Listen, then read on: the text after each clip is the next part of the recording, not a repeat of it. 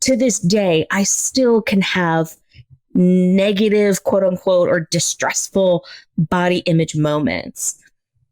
But my life is no longer made difficult because of how I feel about my body.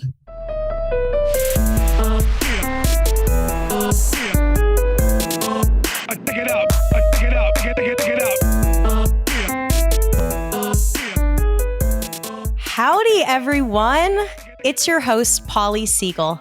And for anyone who doesn't know me, I'm a licensed clinical social worker, certified addiction specialist, and master level trained mindfulness practitioner. I own a counseling practice in both Colorado and Illinois, and I specialize in trauma, OCD, and anxiety. If you live in either of those two states, feel free to reach out to me for a consultation and we can begin the therapeutic journey together. Now on to the good shit. Welcome to season 3 of Shit Talkin' Shrinks. Gosh, I'm so excited. I will be featuring experts in the healing space, and we're discussing a variety of mental health topics, the human experience, and society at large, while creating levity along the way. Get ready to laugh, learn a lot, and change your life for good. Hello, everyone. Welcome to STS, Shit Talking Shrinks. Oh my gosh, I have been waiting for this episode for such a long time. I want to introduce Brianna Campos, who is, the work that you do is phenomenal. It is powerful. It is life-changing. And I have been a big fan for a while. So I just want to warmly greet you. Thank you for being here. That was a toasty warm intro. Thank you so much. And we have a topic that is really near and dear to my heart, considering just what I've gone through throughout my development. We're talking today about body image, and we're talking today about health at all sizes. We're talking, I should introduce really the work that you do. So you are a coach, you specialize in body image, you train other professionals as well as the medical system on how to change the paradigm around body image and health. And if I missed anything, please chime in. No, I am a licensed mental health counselor in the state of New Jersey, but I am currently full-time in my role as coach, educator, and now dabbling in a little bit of business coaching as well. Okay, so topic is body image. And I think we want to start off with, or I want to start off with, why it's so hard to view body image in a neutral way, and why we are so trapped in viewing bodies as good, bad, right, wrong, healthy, unhealthy, right? There's like these polarizations. And how do we even start to view body as neutral? Yeah, it's such a good question. And I think body neutrality is a little bit of a buzzword. And I don't yuck on anyone's yum. And so if like body neutrality feels really good to you, that's not what I'm doing here. I'm not crapping on it. But what I will say is, like, if you think about the word neutrality, like I am sitting in my new office and I couldn't decide on a color.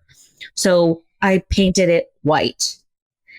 I feel neutral about the color white. I knew that white it was fine, but I don't love it and I don't hate it. Right? I think that when you have only ever known body hatred, body neutrality seems like the place of where we're going. Like, that's where we want to go, is I want to get to a place of neutrality. And that's okay. If that seems like the most tangible thing for us to reach, I definitely get that. But I think it's hard thinking about something that you have had hatred for to then say, I don't have any feelings towards it. Yeah. Like going to a place where there truly is neutrality is probably insanely difficult. I think it's far more difficult to try to aim to be neutral with something that you are going to be in relation with for the rest of your life. So would you say that it's easier to have body positivity? I think what people would need is body acceptance, because acceptance is not that there is no difficulty. It's not that there is love. It is just the absence of the struggle or the distress when those things happen. Like to this day, I still can have negative, quote unquote, or distressful body image moments. But my life is no longer made difficult because of how I feel about my body. Right. And perhaps maybe instead of viewing it as body neutrality or body positivity, this body acceptance allows you to welcome all the different emotions that come along with that state.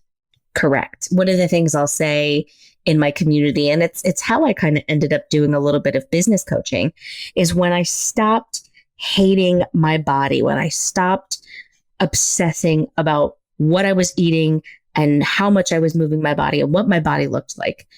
Well, those same gremlins just found a new place to nest. Then it became, am I qualified enough to teach body image? Are people going to take me seriously? Am I still going to be loved and worthy as in this role as an educator? And then when that stopped, then it became, you don't know anything about business. You can't talk about this. So those gremlins just found a new place to nest. And so to think we're going to just, I think of like one of the things in my community we'll talk about is those negative self-talk narratives sort of being like that Mucinex character in your brain, right? I'd love if we could just have a one stop, like, whoop, and then they never come back.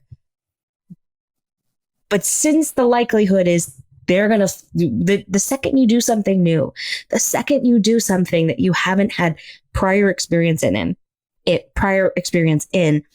those thoughts can come back. I would rather teach you how to manage those thoughts than to anticipate never experiencing the Mucinex gremlin again. Right. Well, in my clinical practice, people will come in and say, I never want to feel anxious again. So what's the recipe? And I'm like, there is no recipe. You will feel anxious again. It's just a matter of time.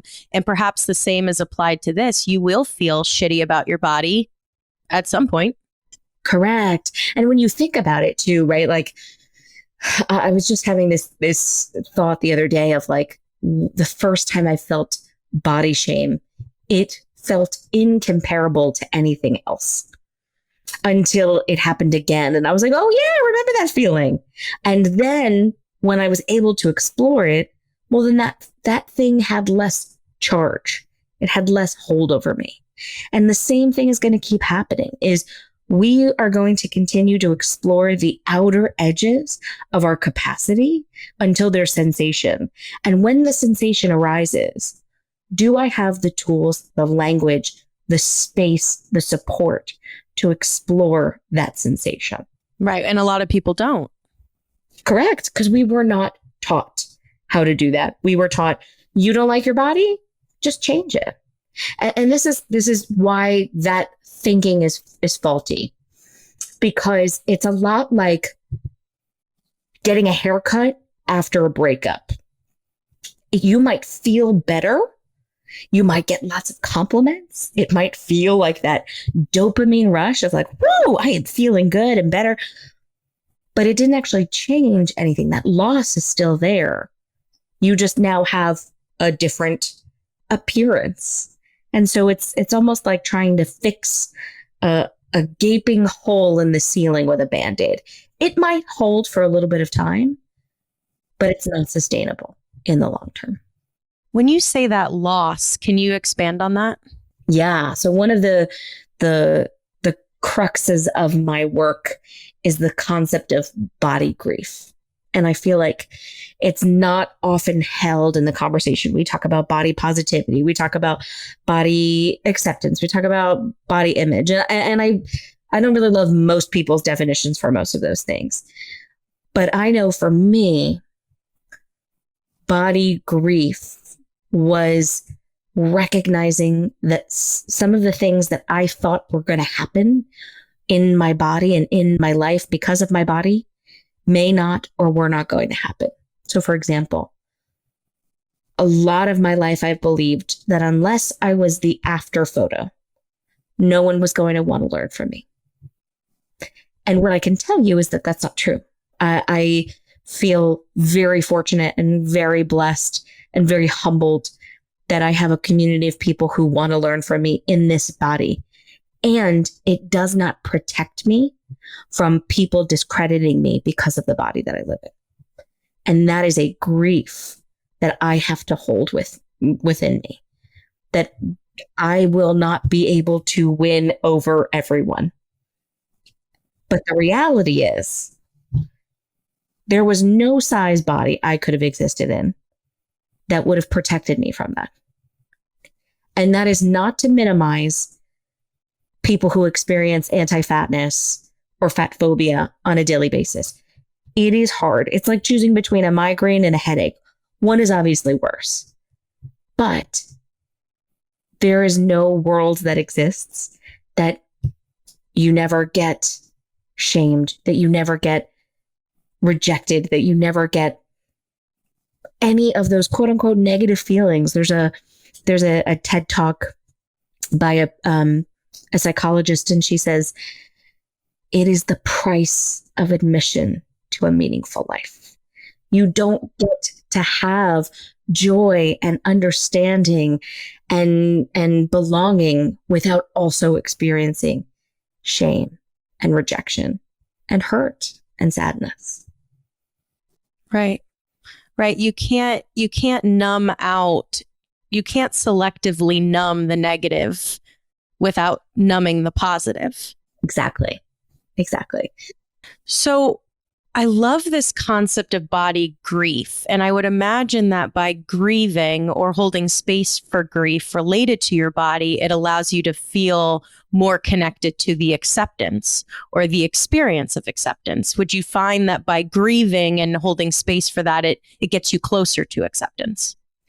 So I would say even if we weren't talking about bodies, even if we were just talking about grief, if you look at the stages of grief created by Elizabeth Kubler-Ross, the stages are denial, anger, bargaining, depression, and then acceptance. And I find that a lot of people who are in this community of trying to figure out how the heck to heal their own body are stuck in the bargaining phase. They are stuck convincing themselves, maybe I can still fix this. And here's what I have found. You can pursue that. You have the right to body autonomy. You have the right to see if you can fix it. I knew for me, my mental and physical and emotional well-being were at the cost of continuing to try to quote unquote find a different solution. And so I had two options before me. I could continue to pursue this life of restriction and trying to exist in a smaller body and live my smallest life, because that was what my entire life was, but maybe in a smaller body. Or on the other hand, I had to be willing to, as I say, sit in the suck of existing in a larger body, knowing I'm going to experience hardship and rejection just for existing in the body that I do, but with the opportunity of living my biggest and best life. Yeah. What you're saying is really profound and actually brings tears to my eyes. I feel emotional when I hear you say that because, and anyone who, is subscribed to our YouTube channel can see the emotion in my face right now. It's so hard because we live in a society where we are told very, very fiercely that larger bodies are unattractive, larger bodies are unhealthy, larger bodies are undesirable, and you can't fucking escape it. I mean, you can do the work to create acceptance, but your environment and your surroundings, you cannot escape it. And I think what comes up for me when I hear you beautifully say your own journey, how do you start to create acceptance when society continues to tell us that larger bodies are not cool? Yeah. And this is where, when people are like, what does it mean to do body image work? This is it, right? Is to figure out, what is it that I actually believe? What feels innately true and is aligned with my character and my spirit? I remember I had gone on a trip with a friend of mine, and I just watched this documentary on a streaming service about how harmful swimming with animals in these resorts are. And my friend really wanted to do it, and I didn't want to. Like, I could feel it in myself, like something didn't feel aligned with it. And yet I did it anyway.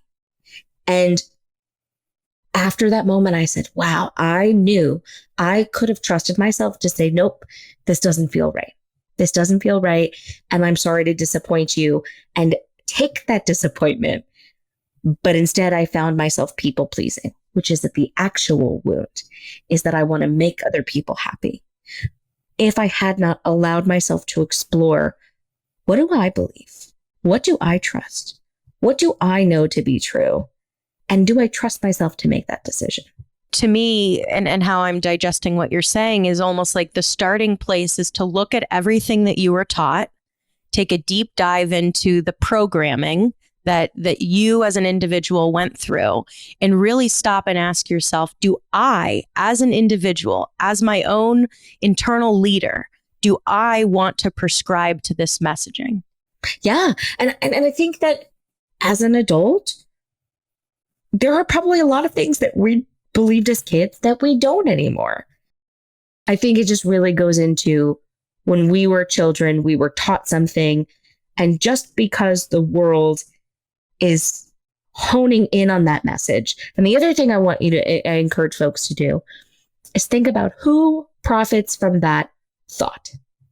So when you think about, well, my whole life I've been told that, certain size bodies are bad. Is somebody profiting from that thought? Like, would they be profitable if they're like, actually, all bodies are amazing and everybody is welcome, and we're going to create an inclusive environment for every single person? The industry would lose billions of dollars. And so in the stages of grief, I found a lot of my clients, they don't go from bargaining into depression. They first go into anger. And they're like, hold on a minute. I have been lied to.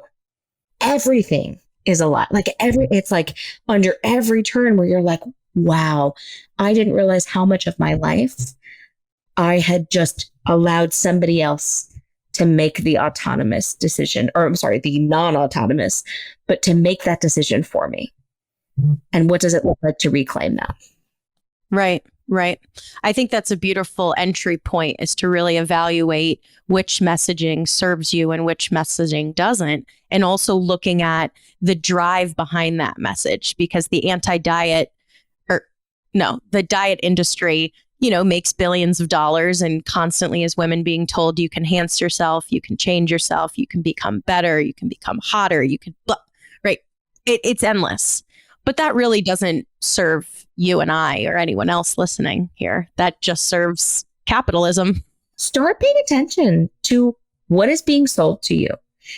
Do you notice a difference in how it's being sold to you versus how it's being marketed to a man, or in a different capacity? Like, stuff that is marketed specifically towards women, it's anti-aging. It's stay youthful, stay younger, stay beautiful. I want to take a quick pause to talk about our sponsor, a company called BetterHelp. It's an online therapy platform where all the therapists are licensed and accredited professionals. It's affordable. You pay a low flat fee for therapy with your therapist, and it's convenient. Do it at your own time and at your own pace, and you can communicate with your therapist as much as you want and whenever you feel is needed. And more importantly, it's effective. Thousands of people have benefited from therapy using BetterHelp, and we're really grateful to offer all of our listeners 10% off your first month. So if you're interested in receiving therapy ASAP, click the link in our show notes and you can get started. And you get to save money. You know, something that comes up, and I'm segueing here because I'm dying to know your thoughts on this, is it comes up a lot when I'm doing intuitive eating with my clients, because my clients will say, you know, I'm going to try this diet, I'm going to do that. And I'm just like, fucking stop. No more diets. They don't work. Look at the literature. They don't work. And so we're exploring intuitive eating and mindful eating. And, you know, as you know, that doesn't have any restrictions. There's no rigidity. It's listening to your body. And I think what comes up a lot in that journey is, well, I went to my doctor and my doctor said I'm X BMI and I need to lose X amount of weight and I'm at X risk of developing X illness or disease. But I'm trying, you know, but I'm trying to accept my body, but I have all these doctors telling me my body is unhealthy and bad. And so I guess, how do you challenge the medical system, or how do you challenge the medical research that comes out that says larger bodies are more at risk of health issues? How do you navigate that? I think it's probably one of the biggest hurdles that I think people face when trying to accept their bodies. And here's what I'll say is, unless you are a trained researcher, it is not your job to combat the literature. That's not your job at all. What the literature cannot record is lived experience. What the literature cannot speak to and does not speak to or fails to speak to is how long-term dieting leads to eating disorder behavior. And what I want you to do, if you're struggling with this question, is I want you to reflect inside of yourself. And I want you to ask yourself what the definition of health actually means to you. What I'd ask a client is, if I have a magic wand and I can wave it over you and your health increases, whatever it is that you think is going to increase, your blood work is better, you have more energy, you have more flexibility, but your weight doesn't change. Do you still want that version of health? Is that enough for you? More times than not, people will tell me, no, I also want to be in a thin body. And that the pursuit of thinness, it is not, and I'll back up a little bit. The health at every size is not healthy at every size. It is health at every size, meaning that every person has the right to pursue health without moral failing, without judgment, and with accessibility. And what we don't talk about is, what even is health? For me, I look at my social determinants of health. I have a lot of privilege, so I have the ability to go to the doctor. What about the person that can't? A lot of our health is dictated by our social genetics. I'm sorry, but the social determinants, a lot of our health is determined by our genetics. And when you look at the social determinants of health, 30% is actually within our control. 30%. If I was a betting person, I don't think I would put a bet on 30%. And so why does the medical industry push this narrative of thinness? It's a great question. And I wish I could tell you. I wish I had a conclusive answer. But you know what I do have? I have lived eating disorder awareness and recovery experience from the clients that I've worked with. And I also have lived experience as somebody in a large body who had severe disordered eating. And when I was in the Eating Disorder Recovery Center as a therapist, I became acutely aware of what was prescribed to me, because I exist in a large body, was being diagnosed in them as a small body person. And I said, the math ain't mathin'. I'm doing it and they're doing it, but it's a disorder in them. What is the difference? So I want to create a scenario, and I'll use myself, because I've struggled my entire life with my body until recently. And that has been magical for me. That's a different topic. But historically, yeah, it's been rough. And starting at 8 years old, and I'm going to announce him, Dr. Rosenberg in Kansas City, who caused a lot of harm to me. And I have no issue kind of announcing that because I think it's important to name things in order to tame them. Was very, very weight conscious. And so at 8 years old, I went in and I was put on a diet and I was told my BMI and I was told very, very, very explicitly, your body is bad. Right. And so from 8 years old onward, that's how I thought. And it was this constant pursuit of thinness and being smaller. And all of that came down to wanting more love and acceptance and validation. But if I could go back in time, and as that in 8-year-olds, you need an advocate. But let's say when I was 15 years old, or even when I saw him at 20 years old, when I came back from college, and he said to me, Paulina, I'm sorry, but your BMI is still too high. We really need to. How do you answer in that moment? How do you advocate for yourself? How do you challenge the system? Because I can't imagine staying quiet as the answer. Well, let me put this back on you. Today, Paulina goes in with 8-year-old Paulina to Dr. Rosenberg. And Dr. Rosenberg says, your BMI is a problem. Does adult Paulina stay quiet? How does the adult Paulina respond? Oof, this is very emotional for me. So, and before you answer, this is what I'll do with my client. On a scale of 1 to 10, how activating does a 10 being the most, how activating is this question? I mean, I would say it's probably like an 8. Yeah. So I'm going to even just give you permission to not answer. But the fact that that emotion is coming up in you is evidence that there is an unhealed wound, that 8-year-old Paulina went to the doctor, but then 15-year-old, 20-year-old was actually 8-year-old Paulina who needed somebody to say, excuse me, cut the shit. Like this, that is disgusting. You will not speak to this 8-year-old that way. Like I probably would go to jail if, like when I think about how I experienced the same thing when I was 8 years old and it was a doctor and it was like, the doctor said something to me like, I want you to eat, you need to eat fruits and vegetables and exercise and not reward yourself with dessert, without asking what my habits were. Not a single question on what is she eating? How much is she moving? If she had asked, she would have known. I was on the soccer team. I was dancing. I was in theater. I ate a very normal meal. I was just a kid in a larger body. And because of that, every time I go to the doctor now as an adult, I know there is that wounded part of me that is afraid. But what I also have now is I have adult me who's going to advocate the fuck out of me. And it's hard because it is a new skill. And sometimes I got to go in with a pep talk.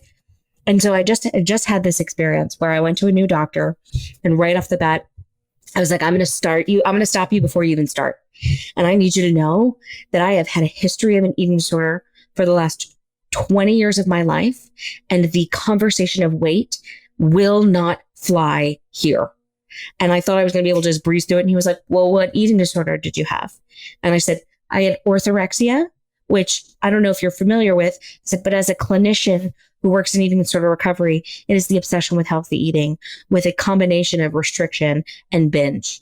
And I said, I've had weight loss surgery. If my body size was going to change, it would have at this point because I'm the hardest working person that I know, but it hasn't. And I need you to, whatever it is, I don't want to know my weight. I don't want it on my paperwork. I need help because I'm not getting help because nobody can look past my BMI. And the first 5 minutes of my conversation. And he said, no problem. Now, I've had other doctors who, even if I said I didn't want to talk about it, will bring it up anyway. But I was very clear that I will get up and walk out of this room if he wasn't going to listen to me. And I deserve to be listened to because I believe health at every size person deserves the right to be listened to and not just assumed, well, it's because of what you're eating, or it's because of what you're doing, or because of what you're not doing. Right. Right. And I think what the tangible tool is, because I know our listeners are really, I know they're impacted. I don't even have to talk to them here. It's like having the advocacy in that moment to set a boundary and saying, this is a topic that I will not engage with, and I'm asking you to respect it. Correct. No means no. And guess what? If they don't respect it, you have two legs, hopefully. If not, if you have a wheelchair, you can say, I am done. You say the words, I don't feel safe. And that doctor will stop immediately. I no longer feel safe. And I literally practice this in EMDR with my therapist and what happens, I will never be able to fight a doctor. I am an Enneagram 2. I am a people pleaser. I am somebody who loves to make people happy. I will never yell at somebody, but I can absolutely say, you know what? I am not feeling safe and I need to walk out. I also can say, you know what? I have to run to the bathroom and then just never walk back in again. Like there's so many tools at your disposal. When you think about these, fight or flight is a perfectly healthy response to trauma. Like you got to run, you run. You don't need to explain yourself to anyone. I remember one time I walked into the doctor's office and I was just learning about like health at every size. And I was like, I'm going to tell them I'm not going to be weighed. And she was like, okay, you added the scale. And I was like, no, thank you. She was like, no, I need your weight. And I was like, I started crying. I was like, no, I don't need to get weighed. And I didn't know how to defend myself. And so I looked at the receptionist and I was like, I'll leave if you want me to, but I'm not getting on the scale. And she said, it's fine. And in retrospect, this was probably a new person who was told, get their height, get their weight, and new patients need it. She's trying to do her job. I'm going to do mine, and my job is to protect me. My job is to advocate for my health. And for me, talking about weight, talking about what I'm doing, what I'm not, that is not going to help my health. Right. That will only lead to internal spirals, or I'll speak for myself, my own internal spiral. Internal spirals, or worse, going back towards disordered eating behavior. And you cannot say you care about health if you don't care about that. Okay, so if I was standing there with my 8-year-old self in Dr. Rosenberg's office, I would look at him and say, you are causing hundreds of children so much harm by focusing on their weight, by shaming them, by making them feel inadequate, by wiring their brain to feel not enough. And I hope that you know that that's what is happening here. And moving forward, you cannot talk about BMI or weight or diet because of the harm that it causes. Tap that shit in, right? Like that's the stuff that we need to reparent our brain.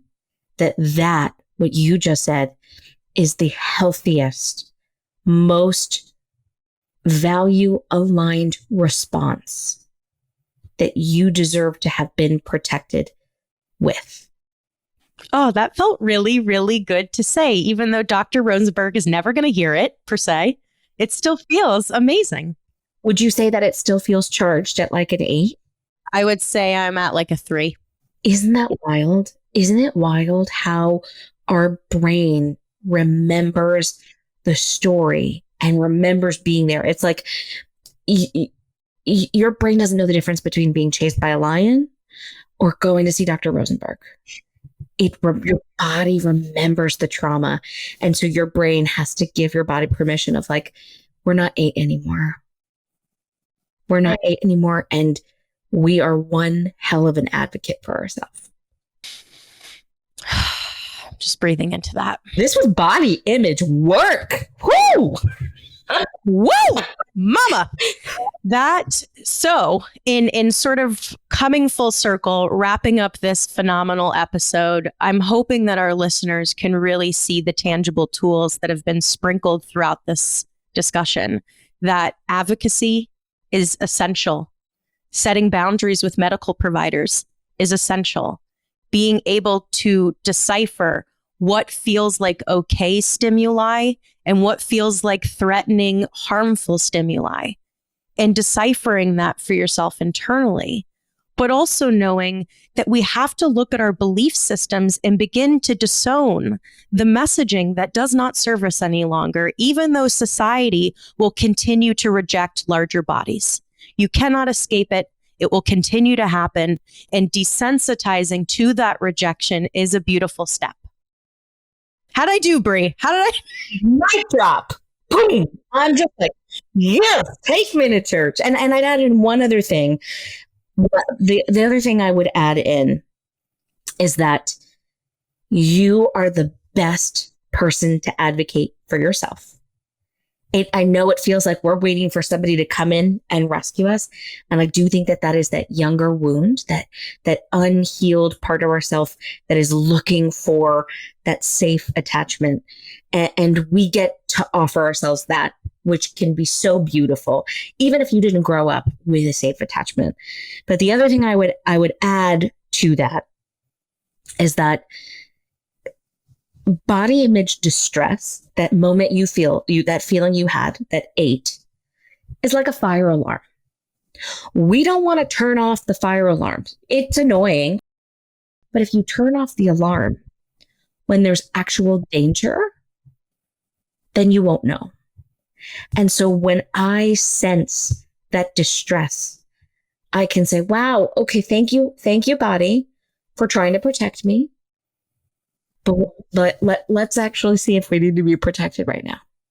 Right? It's like your dog barking at the mailman. It's like, no, thank you for protecting me, but it's the mailman. We actually need him to come. It's not a burglar. Your job is not needed right now.